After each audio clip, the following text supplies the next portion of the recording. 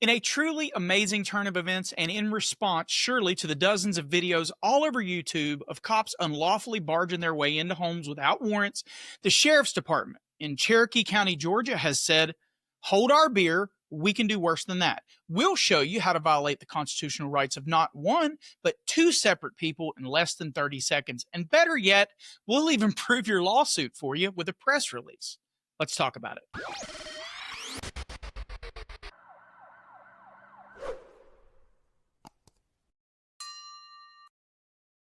What's up, you guys? Welcome back to Southern Draw Law. My name is James White, criminal defense attorney, former prosecutor, former police officer.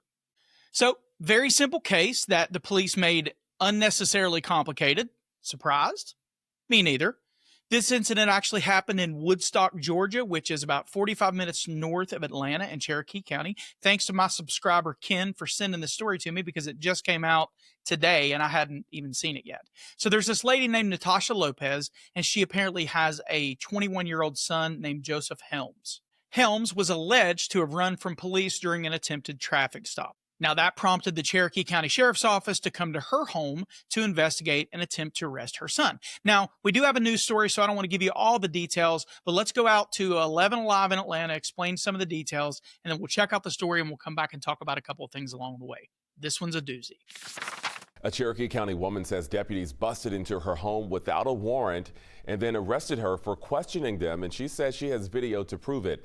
Our Chase Howell looked into the legality of this and spoke with a woman who says this interaction all comes from a traffic violation involving her adult son.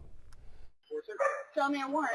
Security video from a Woodstock home shows the homeowner and a Cherokee County Sheriff's deputy at odds. I felt really violated and kind of like shocked, like, wow, like this is really happening to me. Natasha Lopez is the homeowner. She says deputies pulled up to her house to arrest her 21-year-old son over the weekend, but says that wasn't the problem. You have a warrant. You have a warrant.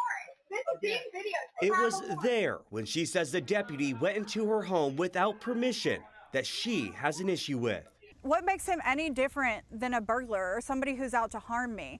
To not just run into my home, because that's what he did. Even if he has a badge on, what he did was not legal. And if he's going to do that, what else is he going to do? Circled in the video on the right of your screen, you can see Lopez standing in the doorway between the officer and her home, asking him for a warrant and calling 911. Immediately, he just like that heard the 911 operator and just grabbed my arms, and you're under arrest. That night, Lopez was booked into the Cherokee County Jail for obstruction.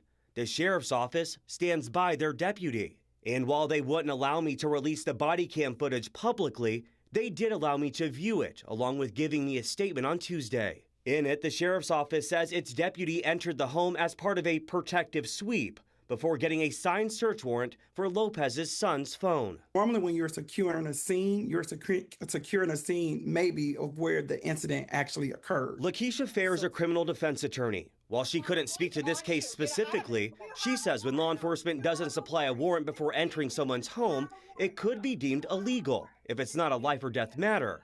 As for Lopez and her obstruction charge, Fair says the deputy's command may have not been legal. So if you're entering in someone's home without a warrant and you're trying to, enter in without the warrant and without producing the warrant, and she's asking you for the warrant, she has a right to ask you for a warrant if you're entering her home. The search warrant in question here, both Lopez and the sheriff's office says was signed 30 minutes after her arrest.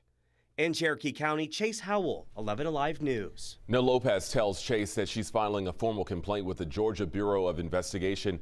As for why the Cherokee County Sheriff's Office was looking into her son, deputies say it was for traffic felonies. Okay, you guys are smart enough to have figured it out because I'm doing a video about it, but the cops really screwed this up. I know that's the second thing that won't surprise you in the video, but there's probably more, so stay tuned. First and foremost, there are a couple of Supreme Court cases that govern the conduct of the officers here. And we're going to start with a case called Payton versus New York, which is from 1980. Now, what's odd about Payton is that it actually combines two completely separate cases with completely separate defendants and completely separate factual circumstances, but both defendants were challenging the same New York law. So we have Theodore Payton, who the police suspected of murdering a gas station manager.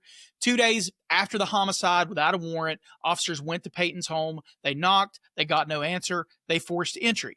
Payton wasn't there, but they seized a bullet casing in plain view.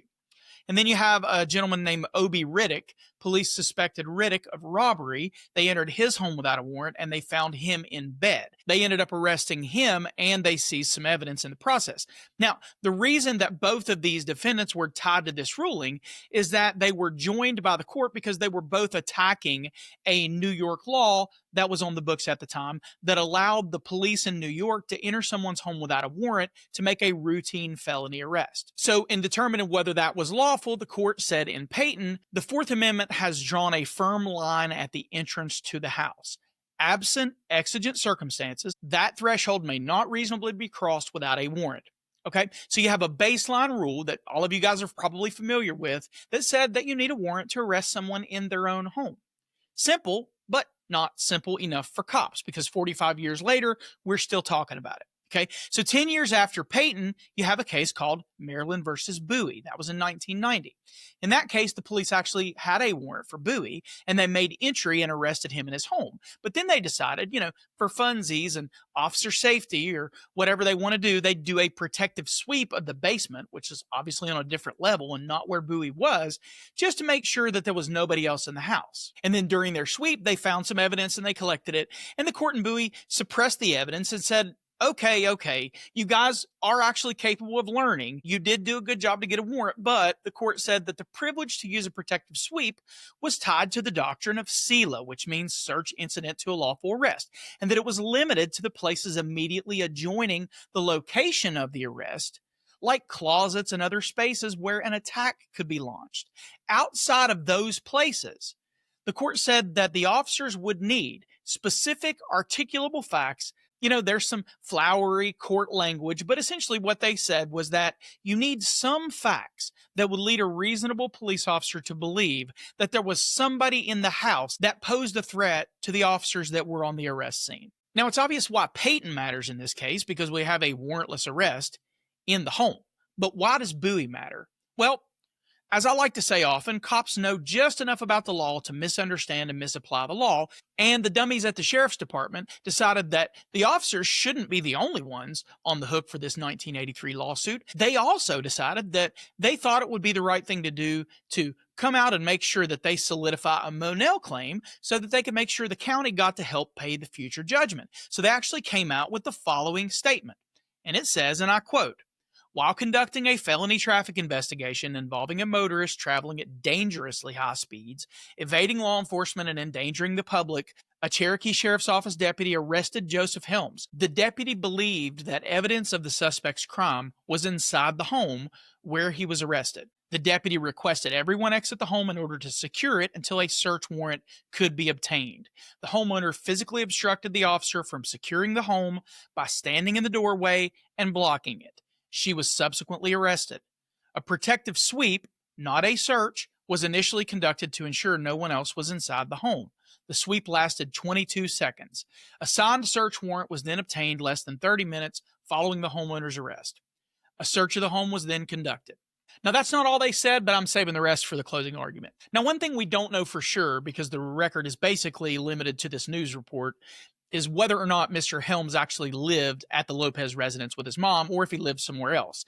This happened over the weekend, so it's only a couple days old, and I don't know a lot about what happened. Actually, speaking of that, if Miss Lopez or anyone who knows her happens to see this, you can get in contact with me. I'll leave my email here on the screen. And if you want to give me some more details about what happened, I'll be happy to supplement the record with either an interview of you or an update to let everybody know what's going on here. But just in case matters are more sketchy and he lives somewhere else, there's a SCOTUS case from 1981 called Stagald that says that if Helms doesn't live there, if he lives somewhere else, in order to enter a third-party home in order to arrest somebody, they need a search warrant for that person. So we don't really know, but in the event that he didn't live there, they actually need a search warrant to arrest him. Now, once they're inside with the search warrant, if they find him, so long as the thing they're arresting him for is something that he could be arrested for without a warrant, then they're okay to arrest him just with the search warrant. But in his own home, they need an arrest warrant. In somebody else's home, they need a search warrant. Either way, they need a warrant. And that leads me back to just this short snippet of video. I'm going to cut the audio because we all know essentially that the deputy's walking up and we watch the news story. We know that she's basically asking for a warrant. And then he says, "I believe there's evidence," right? I can't tell what else he says after that. But you guys, I believe is very, very different than I know or I saw him run into there, right? So this should be like the thing that's starting to kick on the light bulbs in your head. Wait a minute. He actually wasn't even pursuing this guy at the time that this happened. So they've come back to this residence sometime later, we don't know how long, to try to make this warrantless arrest and barge right into this lady's house. So take a look at what you see here. These people were standing on the porch casually. So this is not like a high intensity situation. The police cars are parked in front, but look at what you don't see. You don't see blue lights. Now, I'm going to refer you back to the first line of the Sheriff's Department's official statement that they made. While conducting a felony traffic investigation of a motorist traveling at dangerously high speeds. So here's the question. If you did not roll up to the house with blue lights, that means you weren't attempting to stop Mr. Helms at the time that you approached the Lopez home. So that makes me wonder what other part of the investigation you cut corners on. I have to question whether they even have probable cause. Did they observe Mr. Helms driving the vehicle? Was somebody else driving the vehicle? How long prior to this felony traffic investigation did this attempted stop and fleeing and evading occur? It makes you wonder whether, in addition to violating his rights by unlawfully seizing him inside the home without a warrant, maybe they're violating his rights to be free from an arrest that lacks probable cause, too. So what does a close look at Payton, Stegall, and Bowie tell us, and how does it apply to the factual circumstances of this particular case? Well, Payton tells us that there's a baseline rule for making an arrest of a person inside their own home, even with probable cause for a routine felony. You still need an arrest warrant. So what would make for an exception to that? Because remember, in the Payton case, they said exigent circumstances. Exigent circumstances, hot pursuit. Sure. But we have no blue lights and we have no pursuit. So Payton says the warrantless arrest in his own home is illegal. Stegall says that warrantless arrest in a third-party home is illegal without a search warrant. Search warrant was obtained 30 minutes after the arrest and for a telephone. So no bueno. But what about Bowie? Bowie tells us that they're not allowed to do a sweep unless they've made a lawful arrest, and that they have to have some information that would lead a reasonable officer to believe that someone inside that house poses a danger to the officers on scene. We don't have any of that here either. But now all of that is about the arrest of Mr. Helms. What about the homeowner, Natasha Lopez, which is how we got the story in the first place? Well, they busted her rights up under Payton, but they also charged her with obstruction under Georgia law. But unfortunately for these big dummies, shout out to my boy Jeffrey Gray, obstruction requires what, kids? Yes, lawful discharge of duties, meaning that you can't obstruct the police officer in the discharge of his duties if they're not lawful. The defendant had to knowingly and willfully obstruct, but the second part was that the officer had to be conducting lawful duties. He had to be in the lawful discharge of his duties at the time. So we do have willful and knowing obstruction. We have Mrs. Lopez saying, I'm going to knowingly and willfully obstruct your warrantless entry into my home. The problem is a warrantless entry into the home is not the discharge of lawful duties by the police officer. Therefore, obstruction does not fit here. In closing, some very dumb and some very unserious people will come into the comments section and they're going to say that, Natasha Lopez was actively resisting and because of that, she deserved to be arrested. And to that, I say, you're a fucking idiot and you need to learn how to think for yourself. As I mentioned previously, if a man walked up to you today and grabbed you and you defended yourself, literally no one in their right mind would say that you just had to accept whatever he wanted to do to you and not defend yourself because you were actively resisting. What did you expect? People would never say that because it would sound crazy. And they would also never say that any man who saw some woman he found attractive on the street should be able to just walk up and kiss her or touch her or do whatever he wanted to, and that she should expect to be beat up because she was actively resisting. Nobody would ever say that. Why we allow police officers to do this without any sort of scrutiny is beyond me. Absent certain constitutional parameters observed and certain conditions present, they do not have any more of a privilege to come into your home and put their hands on you or your loved ones or to search it for evidence than someone has to walk up to you on the street and put their hands on you just because they want to. So, if your argument is that the police can do that and you don't have a right to resist, then you're an idiot who can't be taken seriously. Now, the statement that the sheriff put out is not only a perfect example of why law enforcement is so poorly trained and how the leaders of these agencies really have no clue how the law works, but it's simultaneously a masterclass on what not to do if you're in charge of a police agency from a liability perspective. Look, I get on here every week and I complain about the lack of transparency, and I do hate it. But there are agencies out there that are at least smart enough to be liability conscious. And that's why they say that they're not going to comment regarding ongoing investigations, because they know that the second that they let their dumbass chief or their dumbass sheriff get up there and take questions at the podium, he's going to say something that strengthens the Monell claim. And that's exactly what happened here. So whoever was dumb enough to give the news a statement needs to be fired immediately, because the very last paragraph of their official statement literally defeated every possible legal justification they could potentially have in this case. It says, and I quote, "We support the deputy's decision to secure the home, obtain a signed search warrant, and then ultimately locate the evidence to support this investigation. We are also pleased that no one was injured by the suspect's actions and that we were able to make an arrest without having to conduct a high-speed pursuit." You don't say. So no high-speed pursuit, huh? That means no hot pursuit, no exigent circumstances, and absolutely no threat to the community, because you did the right thing by making sure a simple traffic violation didn't turn into a public safety threat. I would applaud that level of leadership if you hadn't allowed the egos of the deputies involved to cause you to bust up the Constitution just so you could show a 21-year-old who the boss was. Oh, and by the way, you also mentioned that you support their decision to obtain a search warrant, which means that you're acknowledging that you needed a search warrant in order to search inside that house. So I'm not sure a dumber statement could have been crafted and put forward to the news. But you showed that 21-year-old, buddy, and with any luck, we will have the badge of your law enforcement leaders added to our LEO loser leaderboard for 2025. And hopefully the Lopez family and their attorneys will give you a remedial training on the Constitution and how it actually means something besides the cool thing that half of your officers probably have tattooed on their body, but have never actually read.